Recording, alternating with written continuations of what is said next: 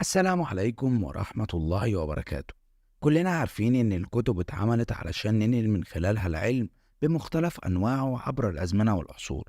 الكتاب مجرد وسيلة بيقدر الإنسان من خلاله إنه يحصل على المعلومات اللي هو محتاجها، سواء كانت في الدراسة أو لاكتساب المعرفة والخبرة. وأحد أهم مميزات الكتب إنك تقدر تحتفظ بيها طول الوقت، بحيث لو احتجت إنك ترجع لها في أي وقت هتلاقيها. فتخيل معايا كده لو الكتب دي مكتوبة بطريقة غير مفهومة ومحدش يعرفها غير الكاتب، الموضوع هيبدو بالنسبة لك عادي وطبيعي، وإنه مجرد كتاب ممكن ترميه أو تتخلص منه في أي وقت. ولكن تخيل معايا إن واحد من الكتب دي كان الأغلى على مستوى العالم، وفي سنة 1981 اتباعت منه أول نسخة بمبلغ $2000، وده يعتبر مبلغ كبير جدا في الوقت ده. ودار النشر وقتها ما قدرتش تستوعب حجم الطلبات على الكتاب، فبدأت تنشر منه عدة نسخ، وفضل التزايد عليه مستمر عشان يكون الكتاب الأكثر غموضا عبر التاريخ. طب إيه هي قصة الكتاب ده؟ وليه كان غالي كده رغم إنه مكتوب بلغة مبهمة غير مفهوم؟ وفي الحلقة دي هكلمك عن أغرب كتاب في التاريخ، وهو مخطوطة سيرافيني اللي اتكتبت بلغة ليس لها أصل، وبتحاكي واقع غريب مريب غير موجود من الأصل.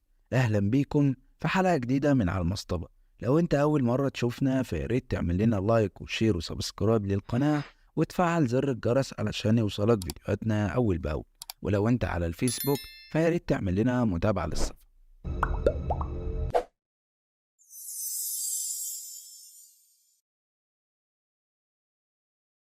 القصة بدأت سنة 1976 لما قرر مهندس معماري اسمه لوجي سيرافيني إنه يألف كتاب، وعمره في الوقت ده كان حوالي 27 سنة. وفعلا بدأ يألف الكتاب، واستمر في تأليف الكتاب وتصميمه لمدة 3 سنين. وفي سنة 1981 جه واحد اسمه فرانكو ماريا ريتشي، وده واحد من أصحاب دور النشر، وقرر إنه ينشر الكتاب في مجلدين كبار. لحد دلوقتي الموضوع بيبدو طبيعي جدا، ولكن المثير في الموضوع إن الكتاب ده اتكتب بلغة مبهمة وغير مفهوم، وليس لها أي أصل من الأساس.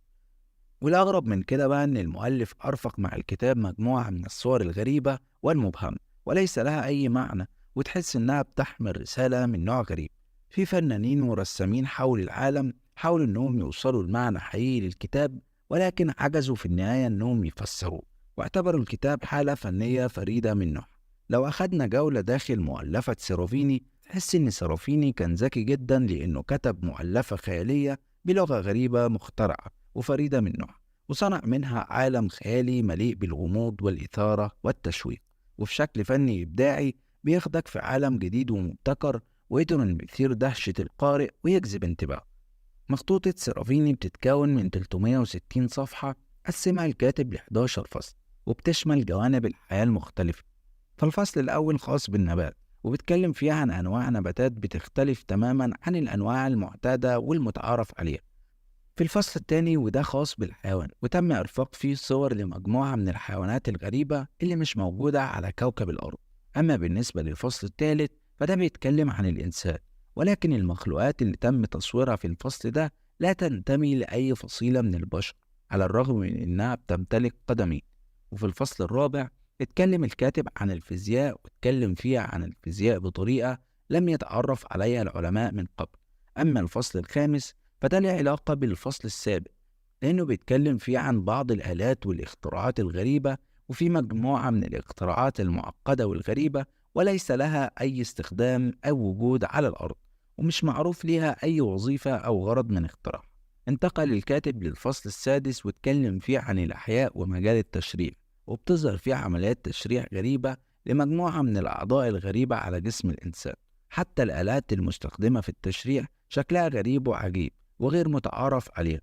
وفي الفصل السابع اتكلم الكاتب عن التاريخ، وبيبحث المؤلف فيه عن تاريخ لعالم خرافي وغريب. وفي الفصل الثامن اتكلم عن الكتابة والأدوات المستخدمة في الكتابة وأساليب الكتابة في ذلك العالم الغريب. في الفصل التاسع اتكلم عن عالم الطعام والمأكولات والأزياء الخاصة بالعالم الغريب والعجيب المبتكر من وحي خيال الكاتب. وفي الفصل العاشر انتقل فيه المؤلف وأخذنا جولة لعالم الترفيه، وسط مجموعة من الألعاب الترفيهية الغريبة والعجيبة. وفي الفصل الأخير اتكلم عن مجاله في الحياة وهو الهندسة المعمارية، وشرح بعض الأفكار الهندسية والمشاريع المعمارية التي لا يستحيل تطبيقها على أرض الواقع. سيرافيني بعد كل هذه الألغاز العجيبة والغريبة اتكلم عن مخطوطته بكل تلقائية ووصفها باللعبة، وإن الغرض الحقيقي من كتابه هو كسب المال والشهرة واكتساب عدد كبير من القراء من خلال طرح رؤية جديدة للفن عشان يخرج بيه من الشكل التقليدي والمعتاد. أما بخصوص اللغة اللي اتكتب بيها الكتاب، فسيرافيني بيقول إنه استخدم الأبجدية المبهمة دي عشان يوصل معنى مختلف للقارئ، وكأنه طفل ما بيعرفش يقرأ ولا يكتب ومسك كتاب لأول مرة، مش عارف يقرأ ولا يفهم أي حاجة، ولكن متشوق لرؤية العديد من الصور. فالهدف منه هو جذب انتباهك للعالم الافتراضي من خلال التشويق والإثارة والغموض، وده فعلا اللي حصل تماما مع القراء.